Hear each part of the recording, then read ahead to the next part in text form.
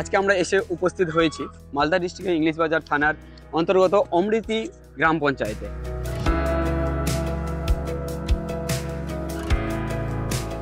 যেখানে গোপালন করা হচ্ছে বিগত দীর্ঘ 10-12 বছর ধরে, এবং এখানে তিনি সঠিক পরামর্শ আমাদের দিতে পারবেন যে কিভাবে এই ডেয়ারি ফার্মটি আমরা সফলভাবে রান করতে পারবো, বা আমরা গোপালন করে আমরা জীবিকা কিভাবে নির্বাহ করতে পারবো। তো চলুন আজকের এই ভিডিওতে এইসব বিষয় নিয়ে আলোচনা করি। তো আমাদের চ্যানেলে অবশ্যই প্রথমবার হলে চ্যানেলটিকে সাবস্ক্রাইব করে রাখবেন এবং পাশে বেল আইকনে ক্লিক করে দেবেন, তাহলে আমরা যখনই ভিডিও আপলোড করব আপনারা সরাসরি দেখতে পাবেন। তবে ফার্মের ভিতরে যাওয়ার আগে আমরা সবার আগে এই ফার্মের লুকটা একবার দেখতে চাইবো যে কিরকম এই ফার্মটি দেখতে।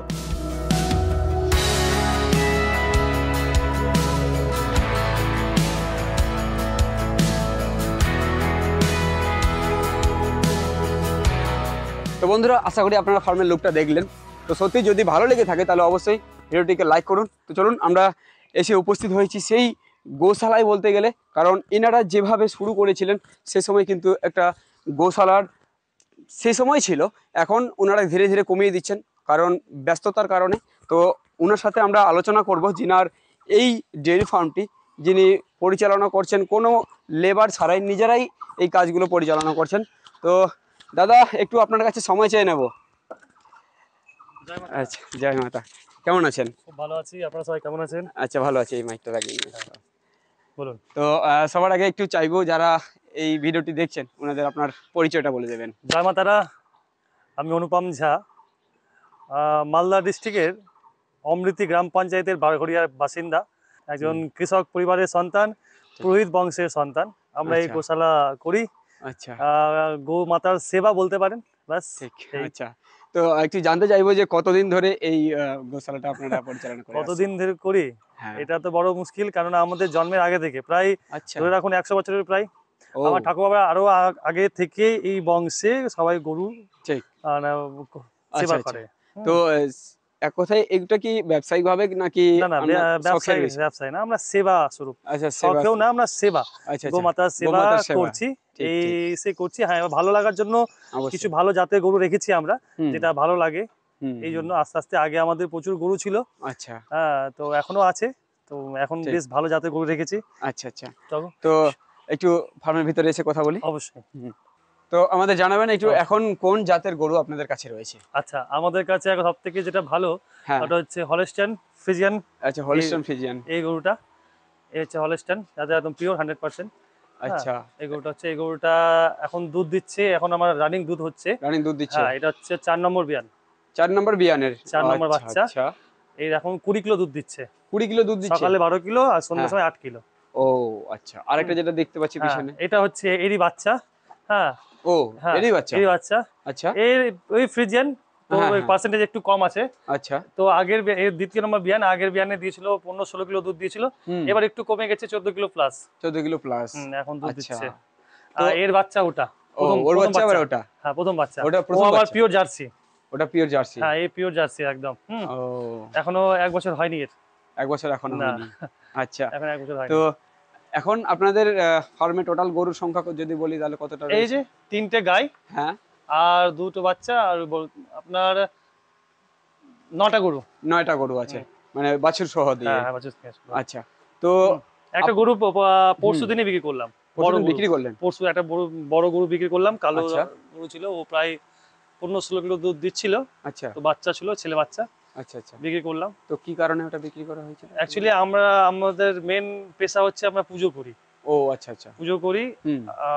আমাদের নামে সবাই চেনে, দাদার নাম হচ্ছে শিবা ঝা মহারাজ। ওনাকে মোটামুটি মালদা ডিস্ট্রিক্টে সবাই চেনে, এই পরিবারকে মোটামুটি সবাই জানে, একদম একদম এই মুখ সবাই চেনে। তো আমাদের প্রথম কর্ম হচ্ছে পুজো পাঠ। আচ্ছা, তো পুজো পাঠ করি, তো তাই জন্য সময়টা আস্তে আস্তে আমাদের সময়ের অভাবে যাচ্ছে, আর লোক এখন পাচ্ছি না, আর লোক রেখে গায়ের সেবা হয় না, গোমাতা একদম একদম যতটা নিজে করতে পারছি। আগে আমাদের 22খানা গরু ছিল। আগে 22খানা ছিল, তার মধ্যে 14টা জার্সি গরু ছিল, আর বাকি দেশি ছিল। তখন পুজো পাঠ কম ছিল, আস্তে আস্তে যত দিন যাচ্ছে। আচ্ছা, তো আর কি। ঠিক, খুব ভালো লাগলো। আর একটু জানতে চাইবো যে এই যে গরু আপনারা যেটা করে দেখিয়েছেন যে এর বাচ্চা ওটা, ওর বাচ্চা এটা, তার মানে এটা আপনারা নিয়ে এসেছিলেন কিনে? না, আমার বাড়ির বাচ্চা। এটাও বাড়িরই? এইটা একদম অনেক পুরনো, এর মানে জি আছে, হিস্ট্রি আছে আমার বহুত পুরনো। এর মা ছিল, এর মা মারা গেছে, তার ছিল আস্তে আস্তে ক্রস হতে হতে হতে হতে একদম পিওর 100% এসে দাঁড়িয়েছে। আমরা যতটুকু জানি যে বাড়িতেই নাকি এরকম ভাবে করতে, যদি মা যদি 20 লিটার দুধ দেয় তাহলে ও চলে যাবে 15, তারপরে 10, এরকম ভাবে কি হয়, কমে যায়? না, মা যদি কম দেয় বাচ্চা আরো বেশি দিতে পারে যদি পার্সেন্টেজ ঠিক থাকে। পার্সেন্টেজ ঠিক থাকে? হ্যাঁ, পার্সেন্টেজ ডিপেন্ড করে। আমি যদি জার্সি পেটে যদি সাইবাল দিয়ে দিলাম তখন দুধ কমে যাবে। দুধ কমে যাবে। আমি সাইবালের পেটে যদি জার্সি দিই আর জার্সি পেটে যদি হলস্টাইন দিই, এইভাবে আস্তে আস্তে পার্সেন্টেজটা এগোয়। আচ্ছা আচ্ছা। এটা যেরকম জার্সি আছে, এবার এর পেটে যখন বাচ্চা হবে আমি পিওর হলস্টাইন নেব। ও 100% হলস্টাইন নেব, তখন 100% ও তখন এর থেকে দুধ বেড়ে যাবে, দুধটা বেড়ে যাবে। হ্যাঁ, দুধ বেড়ে যাবে ওর বাচ্চার। আচ্ছা আচ্ছা। আর তাছাড়া ডিপেন্ড করে খাবারের উপরে। খাবারের উপরে ডিপেন্ড করে, তুমি যেমন খাওয়াবে সেভাবে তুমি দুধ পাবে। আচ্ছা। তবে 3 টাইম খাবার খাই ও। আপনারা 3 টাইম খাবার? 3 টাইম খাবার দিই আমরা। কিন্তু আমরা অন্যান্য ফার্ম ভিজিট করে 2 টাইম দেয়। না, আমরা 3 টাইম খাবার দিই। কিরকম? আমরা সকালে দিই, সকালে খড় দিই, দানা দিই, যা দেখলেন দেখালাম ওগুলো দিই। আবার দুপুরে দিই, দুপুরে দেওয়ার পর আমরা রাতে দিই খোল, মানে এই কি বলে এটাকে আমাদের দেশি ভাষায় সুরকা বলে। সুরকা? আচ্ছা আচ্ছা, সুরকা দিই যেটা। তো সেটাতেও থাকে ভাত থাকে, আচ্ছা, আর ধানের গুঁড়া থাকে, ডালিয়া সিদ্ধ করি, আটা সিদ্ধ করি, সব করে ঘাস টাস দিয়ে একসাথে দিয়ে আমরা দিই। ও আচ্ছা। তো এই জাতের গরুগুলো, বিশেষ করে হলিস্টাইন গরুগুলো, এই গরুর জন্য যদি একটু পরিবেশের কথা বলি, কি রকম পরিবেশে? অবশ্যই পরিবেশ খুব ম্যাটার করে জার্সি হলিস্টাইনের জন্য, কারণ এই গরু অসুস্থ খুব হয়, খুব মেইনটেইন করতে হয়। যেহেতু এই আমার বাড়ির থেকে ছোট থেকে জন্ম হয়েছে, পরিবেশে অ্যাডজাস্ট করে নিয়েছে। কিন্তু হলিস্টাইন হঠাৎ করে যদি কোথাও থেকে কিনে নিয়ে আসা হয়, পরিবেশে অ্যাবজর্ব করতেও সময় লাগে, কারণ ওরা হচ্ছে বাইরের তো হঠাৎ গরম লেগে যেতে পারে, হঠাৎ ঠান্ডা লেগে যেতে পারে, এরকম এদের প্রবলেম হয়।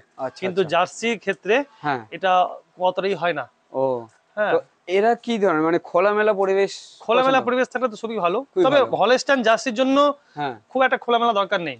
আচ্ছা, এরকম ভাবে মোটামুটি আমরা যেরকম করেছি এরকম করে রাখলেও চলে। কিন্তু দেশি গরুর জন্য একটু খোলামেলা পরিবেশ পছন্দ করে দেশিরা। একদম একদম। কারণ এই জাতের গরু খুব লোভনীয়, তো বাইরে থাকলেও আবার প্রবলেম আছে। অবশ্যই অবশ্যই। তো একটু জানতে চাইবো যে আপনার এখানে যেটা সেটটা আছে, তো এই সেটটা আমরা যেটা দেখছি নরমাল যে সব ঘরগুলো হয় সেরকম ভাবেই করা রয়েছে একদম। তবে আমরা উপরের দিকটা সেটা দেখছি ওই যে টিনের, তো সেক্ষেত্রে তাপটা অনেক বেশি মনে হচ্ছে না যে নামবে? না, ওই যে আমাদের এই জন্য টিন দিয়েছি যে আমাদের উপরে আমের গাছ আছে অনেক। ও আচ্ছা, উপরে ছায়া আছে? উপরে ছায়া আছে, তো তার জন্য তাপরে অত ব্যাপার হয় না। না তো আমরা অন্য কিছু দিতাম, অ্যালবেস্টার দিতাম, অ্যালবেস্টার দিলাম না। অ্যালবেস্টার যেহেতু আমাদের এখানে বাদরের খুব, ও আচ্ছা, বাদরের উপদ্রব আছে খুব, তো ওরা অ্যালবেস্টার ভেঙে দেয়, টালি ভেঙে দেয়, তো এই জন্য টিনটাই দিয়েছি। তো খুব একটা হিট নামে না, যেহেতু অনেকটা উঁচু করেছি আমি, তো আচ্ছা আচ্ছা, অনেকটা উঁচু আছে আর গাছ আছে, তো এই জন্য চারিদিকে গাছ, এদিকে বাঁশঝাড়, তাপটা হয় না। তাছাড়াও তাহলে ফ্যানের ব্যবস্থা দেখছি। হ্যাঁ, আমার একটা ফ্যান তো সবসময় লাগা থাকে এটা আমার। আর যখন খুব গরম পড়ে তখন আমার 2-3টে স্ট্যান্ড ফ্যান লাগানো থাকে। 3টে স্ট্যান্ড ফ্যান লাগানো থাকে? 3টে স্ট্যান্ড ফ্যান চলে। আচ্ছা, তার মানে এরা গরম একটু সহ্য করতে পারে না, দিনে 2-3 বার স্নান করাতে হয়। 2-3 বারও স্নান করাতে হয় জার্সি গরুকে? বাপরে। তো এই বিষয়গুলো জানলাম। এবার একটু মেঝের বিষয়টা বলবেন, যে মেঝেটা যেরকম আমরা দেখছি যে যেদিকে গরু খাবার খাচ্ছে সেদিকটা উঁচু, মাঝখানে এটা ঢালু, আর ওই দিকটা ওরকম ভাবে বাঁধা থাকবে, ওই দিকটাও উঁচু, তার মানে এটা অ্যাকচুয়ালি আমি আবার ইসেই করেছিলাম, ছকেই করেছিলাম। আচ্ছা, সবাই নরমালি প্লেন করে, তো প্লেন করে, তো আমি ভাবলাম যে অনেকটা যেহেতু জায়গা, তো যদি এরা সবসময় তো পেচ্ছাপ পায়খানা করতে থাকে, হ্যাঁ, তো যখন পেচ্ছাপ করে, এতে পেচ্ছাপ তো মোটামুটি যখন করে তখন তো 1 বালতি প্রায়, তো পুরো বারান্দায় ভিজে যাবে একদম। আমি কি করলাম, যখন কাজ করে মিস্ত্রি, তখন মিস্ত্রিকে বললাম যে এক কাজ করো, দুদিক থেকে ঢাল করো, মাঝখানে গর্ত করো, যদি কি হবে এদিকে যদি আমার খাবার খায়, যদি ও নোংরা করে তাহলে ওদিকটা শুকনো থাকবে। ঠিক ঠিক ঠিক, একদম। ওদিকে জল যাবে না, যেহেতু রাত্রে ওদিকে থাকে, মানে এদিকে নোংরা করে, রাত্রে ওদিকে চলে যায়, রাতে শুকনো থাকে আমার। আচ্ছা, তাহলে ভিজে থাকতে হবে না। এই ছকে আমি করেছি। আর বেসিক্যালি গরু আমরা ঢালাই করেছি, কিন্তু গরু সবসময় মাটিতে রাখা উচিত। আচ্ছা, যেটা ন্যাচারাল যদি মাটিতে থাকে তাহলে গরু অসুস্থ কম হবে, একদম প্রথম কথা, অসুস্থ কম হবে। ওর সবথেকে বড় প্রবলেম হয় মনে করবে গরু, যে সবথেকে বড় প্রবলেম যেটা হয়, এর বাচ্চা হওয়ার পরে ওদের একটা ওই যে থানের মধ্যে একটা প্রবলেম হয়, গিট জমে যায়। আচ্ছা আচ্ছা, হ্যাঁ, তো এই ঢালাইয়ে যখন ওরা বসে, তো দুধ দেওয়ার পরে তখন ওদের ঠান্ডা লেগে যায়। ও, এখানে ঠান্ডাটা খুব বেশি ঠান্ডা লাগে ওদের, ঠিক আছে। এই জন্য যতটা অ্যাভয়েড করা, যেহেতু উপায় নেই, মাটিতে মাটিতে ভারী গরু তো মাটি থাকলে কাদা করে দেয়, ওই জন্য করে দিয়েছি। কিন্তু মোটামুটি সময় ওরা মাটিতে থাকে, বাইরে যে উঠানটা আছে যে ওখানে ওরা থাকে, খাওয়া দাওয়া হয়ে গেলে ওখানে ওরা বসে। আচ্ছা আচ্ছা, হ্যাঁ, এবার যার যার যেরকম সিস্টেম আছে সেভাবে করে। আচ্ছা, তবে আমরা একটু এই বিষয়গুলো জানলাম যে বাসস্থান কেমন হওয়া উচিত বা পরিবেশ কেমন হওয়া উচিত। এবার একটু আমাদের বলবেন যে ফিড ম্যানেজমেন্ট, মানে সারা দিনের এর খাওয়ার ব্যাপারটা একটু জানাবেন। সকালে কি খাওয়াচ্ছেন? দেখুন, খাবারটা হচ্ছে সম্পূর্ণ নিজের উপরে। আচ্ছা, নিজের উপরে। অনেক রকম ফার্মার আছে যে নিজে নিজে খাওয়ায়। আমরা যেরকম খাওয়াই, এরকম খড় আছে, খড়ের সাথে ঘাস দিই। আচ্ছা, নিজে আমাদের জমিতে ঘাস চাষ করা আছে। খাওয়ান নেপিয়ার ঘাস, আরো 2-3 রকমের পাঞ্জাবি ঘাস আছে। হ্যাঁ, আসলে আমার দাদু বাড়ি বিহার, তো বিহারে এই ফার্মের জন্য খুব ওরা খুব এগিয়ে আছে। ওরা গরু ফার্মের দিকে অনেক এগিয়ে। কিছু বিহারের ঘাসগুলো আছে যে সেগুলো নিয়ে এসে আমরা চাষ করি, ওটা খুব ভালো রেজাল্ট। যদি কোনো গরুর 15 কিলো দুধ হয়, তো ওই ঘাসগুলো খেলে মোটামুটি অনায়াসে 1 থেকে 2 কিলো বেশি দুধ হবে। এতটা কার্যকরী ওই ঘাসগুলো। তো আপনার সেটা সকালবেলা দেন খড়ের সাথে? কোনো ব্যাপার না, ও ইচ্ছে হলো দিয়ে দিলাম, রাখা থাকে। হ্যাঁ, রাখা থাকে, দিয়ে দিই। কোনো সময় খড়ের সাথে কেটেও দিই। হ্যাঁ, দানাদার খাবারটা কি? আর দানা দিই আমরা দিই, মেইন হচ্ছে ভুট্টার খোল, মানে ভুট্টার দানা যেটা বলে। ভুট্টার দানা থাকে, ধানের গুঁড়া থাকে, আর খোল থাকে। আমার তিসি খোল আছে, সরষা খোল, দুটোই আছে। আচ্ছা, অনেকজন সরষা খোল দেয়, তিসি খোল অনেক দামি তো দিতে পারে না, তো আমরা দুটোই দিই। আর দিই দুধের জন্য দিই ধানকে, সম্পূর্ণ ধানকে মিলের মধ্যে ভেঙে, ধান গম সবকিছু জলগুলো ভেঙে আলাদা একটা পাউডার তৈরি করি, ওটাকে ওটা দিই। আর আটা সিদ্ধ করি।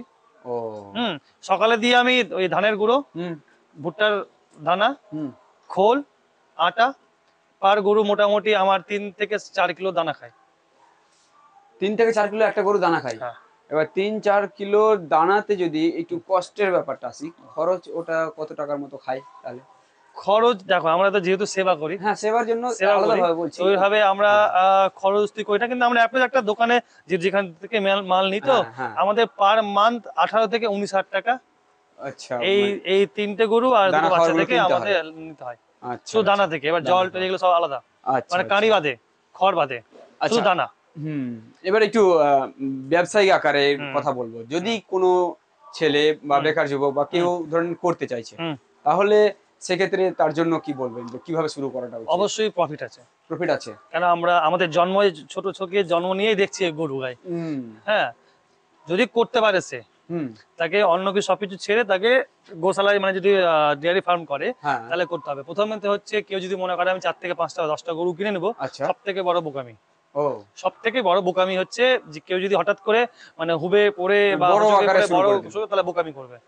যে কোনো মানুষকে প্রথমে শেখা উচিত, অবশ্যই শেখা উচিত। কারণ এগুলো গরু অসুস্থ হয় খুব, আর বারবার যদি ডাকতে থাকি তাহলে ফকির হয়ে যাবো। হ্যাঁ, যেরকম আমার বাড়ি সম্পূর্ণ গরু দেখাশোনা দাদা করে, যে শিবাজি মহারাজ আমার দাদা, উনি মেন হচ্ছে উনি। হ্যাঁ, আজকে ব্যস্ত আছে, উনি চেম্বারে আছেন, তো উনি করেন। তো উনি দেখাশোনা, ডাক্তারের সব ওই করে, সবকিছু কি করে দেখাশোনা। তো প্রথমেতে একটা বা দুটো ভালো জাতের গরু কিনতে হবে। কেউ যদি নতুন ছেলে মনে করে, একটা ভালো জাতের, একটা বা দুটো ভালো জাতের গরু কিনতে হবে, মোটামুটি 15 কিলো প্লাস জাতের দুধ দেয়। জাত নির্বাচনটা কিন্তু একটা গুরুত্বপূর্ণ বিষয়। জাত হলস্টাইন না হলে পিওর জার্সি। আচ্ছা, ওটা একটু দুধের পরিমাণ দেখেও হয়তো কিনতে হতে পারে। একদম একদম। গরু 2-3টে জিনিস হচ্ছে, বেসিক্যালি জিনিস হচ্ছে গরু চিনানোর ব্যাপার হচ্ছে। কেউ যদি গরু কিনতে যায়, হ্যাঁ, শরীর দেখে বা কান চোখ মুখ দেখে একটা সিমটম থাকে, তো এগুলো কেউ বলবে না চট করে। আমি আপনাদেরকে বলে দিই, হ্যাঁ, যে আপনাদের দর্শকের সুবিধা হবে বুঝতে, কেউ যদি গরু কেনে। হ্যাঁ, তো গরু যদি কিনতে যায়, প্রথমে এটা নরমালি যেটা সবাই জানে, যে স্কিনটা দেখতে হয়। স্কিন, হ্যাঁ, এই যে ওদের চামড়াটা টেনে দেখতে হবে, চামড়াটা টাইট আছে না ঢিল আছে। আচ্ছা, টাইট আছে না ঢিল আছে? একদম। যদি টাইট থাকে, তাহলে ওই গরুটা কেনা থেকে আমি অ্যাভয়েড করতে বলবো। হ্যাঁ, কেননা ওর দুধটা সবসময় বাধা ধরাই থাকবে। যদি 4 কিলো 5 কিলো দেয়, তো ওতেই সীমিত থাকবে। মানে চেহারা হতে পারে অনেক বড় ভীম। ওতে কি ফ্যাটটা বেশি থাকে ওর মধ্যে নাকি? ফ্যাট থাকে। স্কিন টাইট থাকলে কি হয়, ওর যখন দুধের যে ভান্ডারটা বড় হয় না, ওলানটা বড় হবে না, দুধ সেরকম ছাড়তে পারবে না। আর যদি ঢিলা চামড়া থাকে, তাহলে আস্তে আস্তে শরীরটাও বড় হবে, ওই জায়গাটা, দুধের যে জায়গাটা সেটাও বড় হবে। আচ্ছা, কোন গরু যদি দেখবেন চোখ ছোট ছোট চোখ, হ্যাঁ, মোটামুটি, আচ্ছা, মোটামুটি চলবে। হ্যাঁ, যদি দেখেন চোখগুলো বড় বড়, অনেকটা বড়, কান ছোট, অনায়াসে গরুটা দেখুন, গরু ভালো হবে। ভালো হবে, অবশ্যই ভালো হবে। এগুলো হচ্ছে ভালো জাতের লক্ষণ। এগুলো দেখুন, এগুলো হচ্ছে মুখ বড় কিন্তু কান দেখুন ছোট, এর থেকেও ছোট কান, শরীরের তুলনায় অনেক কান কান ছোট, ছোট, হ্যাঁ এর থেকেও ছোট হয়, আচ্ছা ওটা আরো ভালো। ও হ্যাঁ আচ্ছা, এগুলো হচ্ছে সিং এর একটা ব্যাপার আছে। হ্যাঁ হ্যাঁ, আর বডি বডি গঠন দেখেও তুমি বুঝতে পারবে যে কেমন গরু। তো মেন হচ্ছে তুমি ওই স্কিনটা দেখো, চোখ দেখো, কান দেখো, কানটা দেখলে বুঝতে পারবে। আর মেন হচ্ছে পেছনটা আমার কেমন আছে গরুর, পেছনটা ভারী আছে না হালকা। অনেক গরু দেখবে সামনে ভারী থাকে, সামনে ভারী থাকে, সামনে বিশাল থাকে, পেছনটা মোটামুটি গরু ভালো না। পেছন যদি ভালো থাকে, পেছন যদি ভারী থাকে, চৌড়া মনে হয় দেখে, দেখো এটা আমার 1 বছর হয়নি কিন্তু বাচ্চাটা। আচ্ছা বুঝতে পারছো, যখন ইয়াং হবে আরো তখন কতটা হবে, এখন এতটা হাইট যাবে, এতটা চৌড়া হবে। 1 বছর হয়নি কিন্তু এখনো, এখন দাঁত হয়নি গরুটার, ঠিক দাঁতে বোঝা যায় গরুর। হ্যাঁ এখন 1 বছর হয়নি, তো মানে মোটামুটি 1-2 মাসের মধ্যে 1 বছর হয়ে যাবে। তো এইসব বিষয়গুলো দেখতে হয়, লক্ষ্য রাখতে, এই জিনিসগুলো সবথেকে তোমাকে লক্ষ্য রাখতে হবে। আর যখন তুমি নিজের বাড়িতে যদি গরু থাকে, যদি পার্সেন্টেজটা তোমাকে সবসময় যে ডাক্তার দিতে আসবে বীজ, তাকে বারবার জেনে নিতে হবে, বারবার খোঁজ নিতে হবে যে কত পার্সেন্টেজ দিচ্ছেন গরুর, কি পার্সেন্ট দিচ্ছেন, কি হলস্টাইন কি দিচ্ছেন, কেন সব রকম এখন তো সবকিছু বেড়ে গেছে অনেক রকম, তো জেনে নিতে হবে। আমাদের বীজ যেগুলো আসছে সব ইউপি কালেকশন বীজগুলো, গুজরাট কালেকশন বীজগুলো, প্রাইভেট, ওরা এসে বীজ দিয়ে যায়। তো দেখুন একটা ভিডিওর মাধ্যমে এই বিষয় না এত কিছু ডিসকাস সম্ভব নয়, তো সেক্ষেত্রে আমরা একটু ভাবে এইগুলো টাচ করে যাচ্ছি। তো এবার একটু আমাদের জানাবেন যে কেউ এরকম ভাবে শুরু করলো, আপনি যেটা লক্ষণগুলো বললেন, এই লক্ষণ দেখে কেউ গায়ে নিয়ে আসলো, এবার সে যে খাওয়ারের কথা যদি বলি, ঘাসের যেটা কথাটা বললেন, যদি তার ঘাস না, সে সেরকম জমি না থাকে, ঘাস বোনার জন্য জমি নেই, তাহলে কি এরকম শুধুমাত্র খড় খাইয়েছে করতে পারবে? আমি কি বলছি, তোমার ঘাস যদি খাওয়াও তাহলে গরু সুস্থ থাকবে নরমালি। এটা ঘাস তো গরু খুব পছন্দ করে, অবশ্যই। ঘাস যদি না পাও, কারণ ঘাস তো সম্ভব না সবসময়, সবার জায়গাও নেই, তুমি তাহলে ওই করতে হবে, তোমাকে দানাতে জোর দিতে হবে। এবার কিছু আমার যেগুলো খাওয়াই, তোমার ওই যে হিমুল যেটা বললে, হিমুল আছে, এপিক আছে, কিছু হাই কোয়ালিটির একটু দামি প্রোডাক্ট আছে, এগুলো তুমি যদি দাও তাহলে অনায়াসে তোমার দুধ বাড়বে। মানে লোকাল না, একটু তুমি যদি কস্টলি হবে, একটু দামি হবে, একটু মানে ব্র্যান্ডেড হবে, এগুলো যদি খাওয়াও তাহলে তোমার গরুর শরীর ভালো থাকবে প্রথমত, আর গরু দুধ ভালো দেবে। প্রথম কি হয়, অনেক জায়গায় দেখবে দুধ দেয়, খাওয়ায় না, তো গরু আস্তে আস্তে হাড় গুঁড়া হয়ে যায়, দেখবে গরু একদম হাড় বেরিয়ে যায়। আমার গরু দেখো, এটা 20 কিলো দুধ দিচ্ছে, তোমার চেহারা দেখো, তাই তো টনটনে একদম, এখনো ফিট, হেলদি, পুরো একদম হেলদি। কারণ আমাকে যেরকম খাবার দেবো, যেরকম দুধ দেবে, আমাকে সেরকম খাবার দিতে হবে ওকে, ঠিক প্রোটিন। তো এবার একটু বলবেন যে শুরু করতে গেলে কিরকম দুধের পরিমাণ দেখে আমরা শুরু করা উচিত? মানে মোটামুটি 15 kilo plus, 15 kilo plus, 15 kilo প্লাসে যদি গরু কিনে, দুটো গরু 30 কিলো দুধ হবে। হ্যাঁ 30 কিলো থেকে যদি শুরু করে গরু পোষা, তাহলে ও একটা গরু টাকায় খাবে, মানে গরু চলে যাবে খাওয়া দাওয়া খরচ, আর 15 কিলো ওর থাকবে হাত খরচ। এটাও শেখার জন্য। তার মধ্যে পাবে ও বাচ্চা পাবে, গোবর পাবে, গোবর এখন প্রচুর ডিমান্ড, গোবরের তো ডিমান্ড, বাড়ি থেকেই নিয়ে চলে যাবে গোবর, পার টলি 1500 টাকা করে এখন টলি গোবর। মোটামুটি দুটো গরু থাকলে 1.5 মাস থেকে 2 মাসের মধ্যে এক টলি গোবর দেয়, ঠিক। এটা আছে। বাচ্চা, একটা বাছুর যদি হয় বা একটা বাছি হয়, যদি বাছি হয়ে গেল তো সোনাই সোহাগা, প্রচুর দাম বাছির, একটা যদি হলস্টাইনের বাছি, ওই যে বাছিটা আছে আমার, যে হ্যাঁ ওই সাদা কালো যে বাচ্চা আছে, যে ওইটা ওর বাচ্চা, এখনই ওর দাম 22-23 হাজার টাকা লাগাচ্ছে। আমাদের কোনো ইচ্ছে নেই বিক্রি করার। তো বন্ধুরা, আমরা জানলাম এসবের বিষয়ে। দেখুন এনারা কিভাবে করছেন, যদিও ব্যবসায়িক আকারে এনারা করছেন না, কিন্তু এতদিনের অভিজ্ঞতা, ভাবুন 10-12 বছরের যারা ফার্ম করে আসছে, তাদের যে অভিজ্ঞতা হবে, আর যারা এই কেবল 1-2 বছর ধরে শুরু করলো, তাদের অভিজ্ঞতার মধ্যে কিন্তু অনেকটা ডিফারেন্স হবে। তো সেক্ষেত্রে দাদার কাছে আমরা জানার চেষ্টা করলাম যে এনারা কিভাবে একটা সফলভাবে এরকম গরুগুলো পালন করছেন। আর একটা বিষয় আমরা যেটা দেখতে পাচ্ছি, যে এখানকার গরুগুলো না অনেকটা হেলদি, শরীর স্বাস্থ্যগুলো এতটা সুন্দর রয়েছে, যার কারণে আমাদের তো সত্যি খুব ভালো লাগে। এখন তো তবুও পরিষ্কার নেই, এই যে শীতকাল ছিল, তো এই শীতকাল আস্তে আস্তে গরম পড়ছে, এবার স্নান করাবো, স্নান করার পরে খুব চকচকে থাকে, সবসময় জায়গা পরিষ্কার থাকে। ঠিক ঠিক। তো আপনাকে অনেক ধন্যবাদ আমাদেরকে সময় দেওয়ার জন্য। আর আশা রাখবো যে যারা করতে যাচ্ছেন এই পয়েন্টগুলো আপনারা লক্ষ্য রাখবেন, যিনি দাদা আমাদের খুব গুরুত্বপূর্ণ পয়েন্টগুলো আমাদের বললেন। তো অনেক ধন্যবাদ আপনাকে। একদম, আপনাদেরকে ধন্যবাদ, আপনারা এসেছেন, আপনারা দর্শকদেরকে অনেক ধন্যবাদ। জয় মা তারা, ভালো থাকবেন, আর সবসময় গোমাতার সেবা করার চেষ্টা করবেন। ঠিক অবশ্যই, আমি তো এটাই মনে করি একদম। তাহলে আপনারও লাভ হবে আর তারাও একটা জায়গা পাবে থাকতে, ভালোবাসবে। অবশ্যই আর অবশ্যই কি, এটাই। ঠিক। একদম। তো চলুন দেখা হচ্ছে আবার একটা নতুন ভিডিওর সাথে। ভালো থাকবেন, সুস্থ থাকবেন। ধন্যবাদ, নমস্কার।